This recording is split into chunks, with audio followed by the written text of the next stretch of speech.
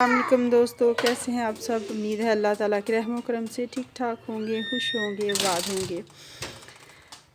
दुआ है अल्लाह ताला आप सबको अपनी हिफ्ज़ व ईमान में रखे, आमीन सुम्मा आमीन। आज हम बात कर रहे हैं पेटूनिया प्लांट की समर केयर के बारे में। तो आपको पता ही है ऐसा ऐसा गर्मी बढ़ रही है, अप्रैल शुरू हो गया है, तो अब रोज़ बरोज़ जो है सर्दी जो है बढ़ती जाएगी। सर्दी नहीं, गर्मी बढ़ती जाएगी। तो इसी के हिसाब से हमने अपने पौधे का जो है शेड्यूल जो है सेट करना है,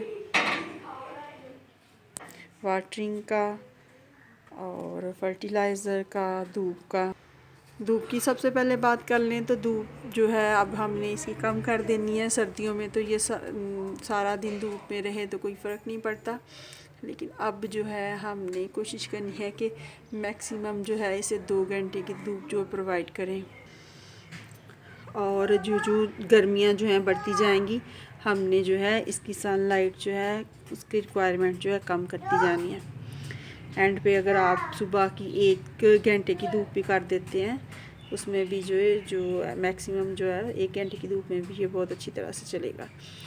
और अगर ब्राइट लाइट भी मिल जाए तो भी यानी इसके फूल जो हैं अच्छी तरह से चलते रहेंगे, कोई मसला नहीं होगा उन्हें। ठीक है। अगर फर्टिलाइज़र की बात की जाए तो इसके पॉटिंग सॉइल में हमने ज़ाहिर है कंपोस्ट तो मिक्स की होती है, लेकिन ये है कि अब आके हम कोशिश करेंगे कि इसे कोई भी खाद जो है सॉलिड हालत में ना दें, चाहे वो ऑर्गेनिक खाद है या फिर केमिकल फर्टिलाइज़र है। ठीक है। तो ऑर्गेनिक अभी अगर आपने देनी है तो आपने उसे लिक्विड फॉर्म में देना है। सरसों खली दे सकते हैं, सरसों खली के अलावा बनाना पील जो है उसे भी पानी में भिगो के उसका जो फर्टिलाइज़र तैयार होगा वो भी दे सकते हैं। सरसों की खली भी जो है डायरेक्ट आपने पॉट में आप नहीं डालनी, उसका भी आपने लिक्विड फर्टिलाइज़र जो है वो खूब सारा पानी डाल के तैयार करना है। यानी उसे बहुत गाढ़ा सा नहीं बनाना, उसे पतला या मज़ीद पतला करके जो है आपने इसमें हर तकरीबन 10 या 15 दिन बाद देना है। और बात कर लें सीड पॉट्स की, तो गर्मियों में इसके जो हैं गर्मियाँ आते ही इसके सीड पॉट बनना शुरू हो जाते हैं। तो आपने डेड हेडिंग तो सारे साथ करते रहना है। तो लेकिन जब आपका इरादा हो कि आपके जो हैं सीड जो हैं तैयार हो जाएं घर पे ही, तो आपने फिर जो है इसके कुछ जो है ना फूल जो हैं उन्हें तो छोड़ देना है, तो उनके नीचे जो है सीड तैयार होना शुरू हो जाएंगे। अगर आप 1-2 कली छोड़ेंगे और 7 फूल भी मिलते रहेंगे आपको उनके साथ साथ, और हमारे बीज भी तैयार होते रहेंगे। ठीक है, देखें माशाल्लाह से कितने प्यारे रंग हैं। और जब ये सीड जो है ब्राउन हो जाएंगे, सीड पॉट जो है ब्राउन हो जाता है, तो आपने ये सीड जो है उतार लेनी है और 1-2 दिन जो है शेडी एरिया में ड्राई करके तो आपने एक टाइट जार छोटे में या फिर शॉपर जो है जिप लॉक वाला जो है उसमें रख लेना है। जब मौसम आएगा तो आपने इसे बो लेना है।